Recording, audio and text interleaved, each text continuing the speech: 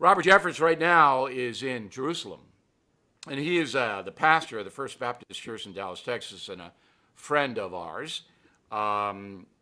His whole life is devoted to trying to get people to be upstanding and to do the right thing.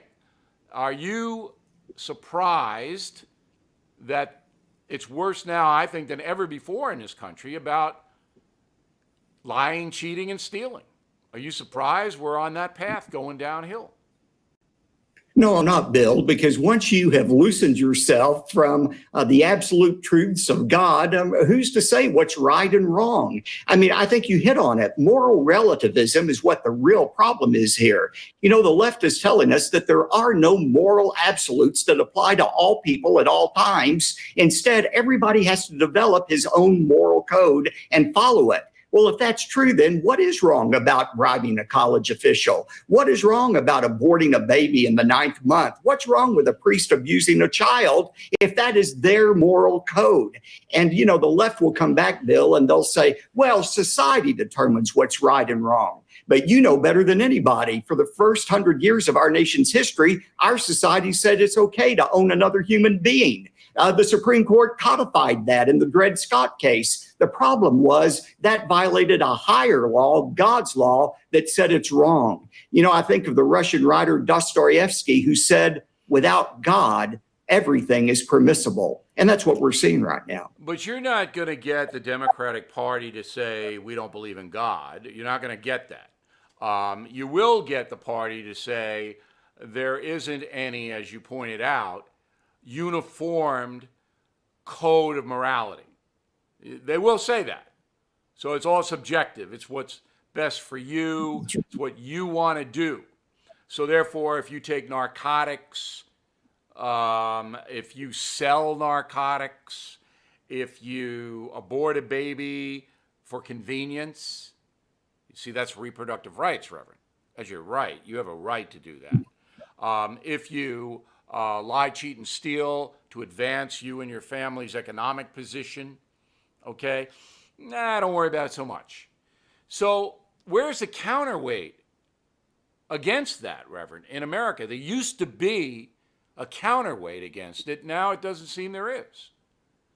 Well, and there won't be until we go back to the Judeo-Christian foundation upon which this nation was founded. I mean, Bill, for the first 150 years of our nation's history, I mean, God was revered in the public school. The 10 Commandments were taught in school. In 1980, the Supreme Court in Stone versus Graham said you can no longer display the 10 Commandments. 118 years before that, the Supreme Court said, why may not the New Testament be read as divine revelation? Where can morality more clearly be found than the New Testament? And I always ask these pinheads I debate from the ACLU, now tell me, what changed in those 118 years? Did the Constitution change and nobody told us? Of course not. What has happened is we've allowed the secularists, the humanists, the infidels to pervert the First Amendment of our Constitution into something our forefathers never intended it to be. They never intended for faith to be separated from the public square. Okay, but we have to be honest about this. So the American Catholic Church used to be a moral force. Now it's not. It's destroyed. Their credibility is destroyed, okay? So whatever the Catholic bishops say is widely ignored and derided. The Protestants are all over the place, all right? So you have your church, which is a conservative church, and then you have the Unitarians. You can basically say, hey, look, you can do whatever you want to do. There's no God that's going to judge you. The Jewish faith is split between Orthodox Jews and Reformed Jews, and they don't have a platform, a national platform. There isn't anyone in the Jewish area that can command a national forum. No one. The politicians don't want any part of this, Reverend. Even the conservative politicians. We're not going to go back to prayer in school. That's never going to happen.